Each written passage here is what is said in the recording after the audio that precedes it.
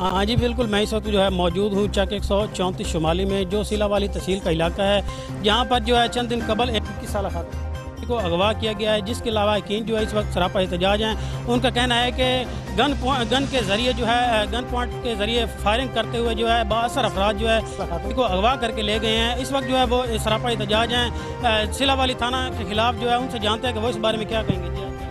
जी रात का 1:40 का टाइम है, जिसलिए उन्हें वकूआ किया कद ढाई ने जी अंदर वड़न असी सुते पाया से फायरिंग चलाई ने। जिमें असी उठ्या असी नस्या पिछू फायरिंग करेंदे गए, बच्ची अगवा कर ली ने। असी नस के दूई हवेली टप्पिया, दूई हवेली चो वाड़िया फायरिंग करेंदे गए। उस तो बाद जी बाहर उन्हें जनानी दरीक लई, उन्हें गड्डी पा ली है।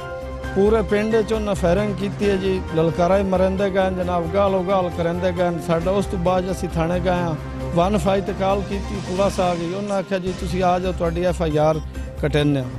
सवेरे साडा उन्हें परचा कट्टिया, उस तो पिछे कोई छापा नहीं, कोई गल नहीं जी। शायद भट्टी का ग्रुप है, 23 राइफल बंदूक जी, जिहदी दमी असी खोखे गोलियां पिस्टल दियां असा उत्थे मौजूद कीतियां ने SHO साहब दे। ते बच्ची अगवा कर ली ने, हथों पाई बड़ी कीते ने जी। कई असी नस्या फायरिंग बड़ी चलाई ने। हाँ जी बिल्कुल, जैसा कि आपने यहाँ पे इलाका के लोगों की गुफ्तगू सुनी, उनका कहना है कि बाअसर होने की वजह से जो है पूरे इलाके में खौफ हिरास फैल चुका है। उनके खातून को जो है अगवा करके ले गए हैं। थाना सिला वाली में मुकदमा भी दर्ज करवाया गया है, मगर इनकी कोई सुनवाई नहीं हो रही। जी।